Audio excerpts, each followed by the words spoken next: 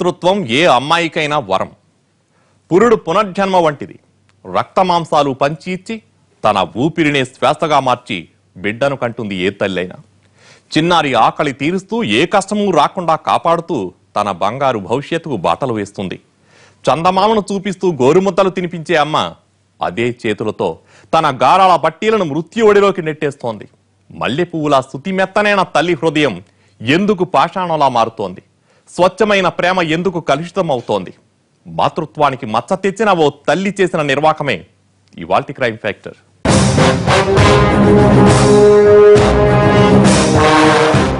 మనకు దెబ్బ తగిలితే మొదట తలిచేది అమ్మనే. అలాంటి అమ్మే ప్రాణాలు తీస్తుంటే ఆ పిల్లలు ఏం చేయాలి? ఎవరిని వేడుకోవాలి?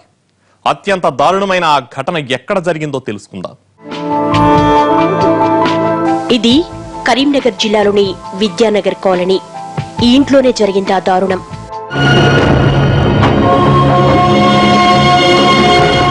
అందరు పిల్లల్లాగే పండక్కి అమ్మమ్మ ఇంటికొచ్చారు ఈ పిల్లలు. పండుగను జాలీగా గడుపుకున్నారు. 2 రోజుల తర్వాత ఇలా శవాలే కనిపించారు.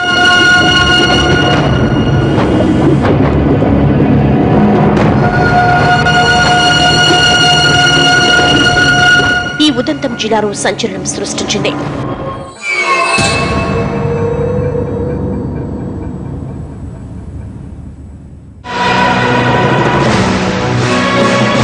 కాలనీలో అంతా ఆ విషయంపైనే మాట్లాడుకున్నారు. నిన్నటి వరకు తమ కళ్ల ముందే ఆడిపాడిన ఆ చిన్నారులు నిర్జీవంగా పడి ఉండడం వారిని తీవ్రంగా కలిచివేసింది. హంతకులెవరో తెలిస్తే తామే వారికి శిక్ష విధిస్తామన్నంత ఆగ్రహంతో రగిలిపోయారు వాళ్ళు.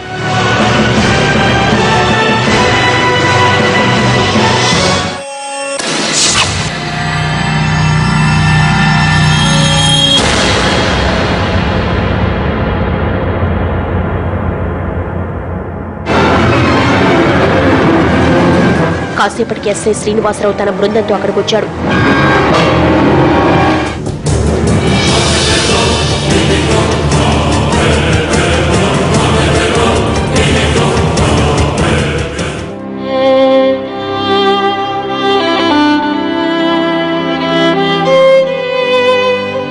చిన్నారుల గొంతులను కర్కశంగా నులిమినట్లున్న గుర్తుల్ని గమనించాడు.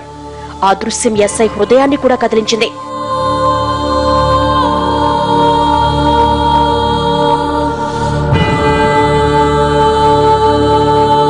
పసి ప్రాణాలపై ఇంతటి రాక్షసత్వం చూపడం ఎంత దారుణం!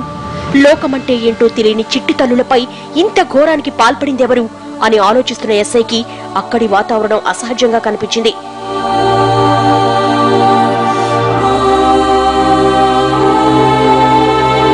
ఎవరికీ పట్టనట్లు మంచంపై అనాథ శవాల్లా పడి ఉన్న పిల్లల తల్లిదండ్రులేరి, బంధువులేరి అనుకుంటూ పక్క గదిలో ఓ మూల కూర్చుని వెక్కి వెక్కి ఏడుస్తున్న ఓ పెద్దామని చూశాడు. ఈ పిల్లలు మీకేమవుతారు అని అడిగాడు. నా చెల్లెలు కూతురు పిల్లలు, నా మనవరాళ్లు అంది.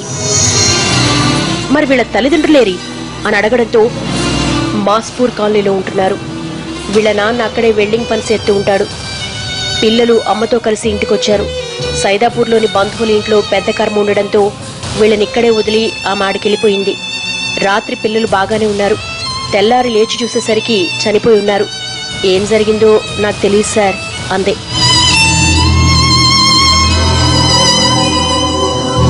ఇలాంటి ఎన్నో కేసులను డీల్ చేసిన శ్రీనివాసరావు నేరగాళ్లు నిజం చెబుతున్నారా అబద్ధం చెబుతున్నారా అన్నది ఇట్టే కనిపెట్టగలడు. ఆమె అబద్ధం చెబుతోందని ఆయనకి అనిపించింది. ఆమెను గట్టిగా నిలదీస్తూ నిజం చెప్పు, అసలేమైంది అన్నాడు. భయపడిన ఆమె పిల్లల్ని చంపింది ఎవరో కాదు, నేనే సార్ అంది. ఎస్ఐ షాక్ అయ్యాడు. ఇంటి బయట గుమికూడిన జనానికైతే మత్తిపోయింది. ఆమె పిల్లల్ని చంపిందంటే నమ్మలేకపోయారు. ఎస్ఐ తన అనుభవంతో ఆలోచించి ఈమె మళ్లీ అబద్ధమే చెప్పిందని భావించాడు. ఎందుకు చంపావని అడిగితే నిద్రమత్తులు అలా చేశారందే. అర్థం పర్థం లేకుండా సమాధానాలు చెప్తున్న ఆమె నుంచి నిజం ఎలా రాబట్టాలా అని ఆలోచనలో పడ్డాడు ఎస్ఐ. హంతకురాలు ఆమె కాదన్నది ఆయనకున్న బలమైన నమ్మకం. ఎవరో ఆమెను నేరం నెత్తిన వేసుకునేలా చేశారు. అదెవరు? ముసలామెను అంతలా ఎవరు భయపెట్టారు? ఈ కేసులో ఏదో చిక్కుముడి ఉంది అనిపించింది. ఇంతలో జనాన్ని తోసుకుంటూ ఒక ఆమె పిల్లల దగ్గరకొచ్చింది. వాళ్ళని చూసి షాక్ అయింది. చిన్నారులపై పడి బోరుమంది. ఆమె ఎవరో కాదు, ఆ పిల్లల కన్న తల్లి, పేరు రజిత.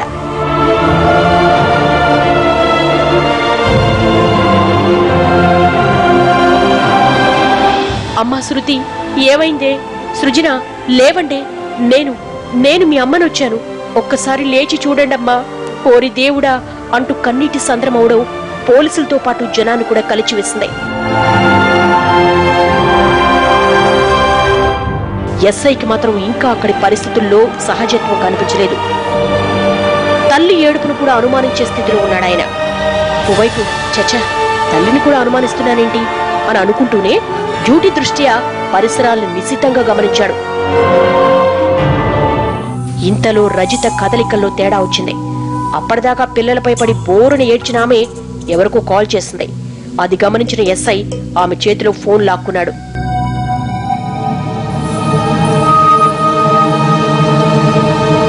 నేను ఎస్ఐ శ్రీనివాసరావును మాట్లాడుతున్నాను. ఎవరు నువ్వు? ఎక్కడి నుంచి మాట్లాడుతున్నావు అని అడిగాడు. సార్, నా పేరు సమ్మయ్య అండి. నేను మాస్పూర్ కాలనీలో ఉంటాను. ఇప్పుడు నాతో మాట్లాడింది నా భార్యనండి. అక్కడ చనిపోయింది నా పిల్లలేనండి అని సమ్మయ్య చెప్పడంతో ఎస్ఐ శ్రీనివాసరావు కాస్త మెత్తబడ్డాడు.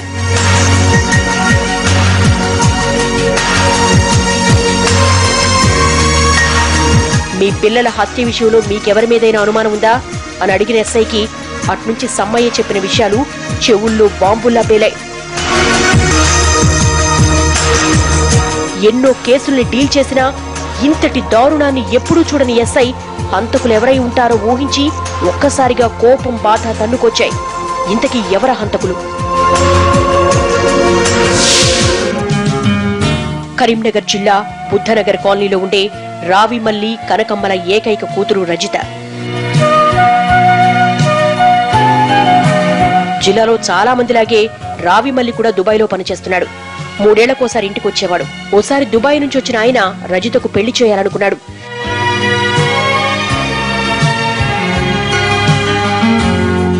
తెలిసిన వాళ్ల ద్వారా సమ్మయ్య సంబంధం వచ్చింది. రావిమల్లి దాదాపుగా తన అల్లుడిగా ఖాయం చేసుకున్నాడు. పెళ్లి చూపుల్లో సమ్మయ్యను చూసిన రజిత స్టన్ అయింది. అతడు ఆమె కంటే 10 ఏళ్లు పెద్ద. అంతేకాదు, అతనికిది 2వ పెళ్లి. విషయం తెలిసి రజితకు గుండె ఆగినంత పనైంది. పేదింటి పిల్లనైనందుకే నాకీ పరిస్థితా అనుకుంది. నచ్చిన వాణ్ణి చేసుకునే స్వేచ్ఛ తనకు లేదా అని ప్రశ్నించుకుంది. తండ్రికి నచ్చితే చాలా, కట్నం తక్కువ తీసుకుంటే చాలా, నాలాంటి వాళ్లు మెడలు వంచాల్సిందేనా అనుకుంది. కోటి కలల్ని సమాధి చేసుకుని అయిష్టంగానే పెళ్లి ఒప్పుకుంది. జీవితంలో రాజీ ఉండాలి కానీ జీవితమే రాజీ కాకూడదు. రజిత పెళ్లి ఎలా జరిగిందో తర్వాత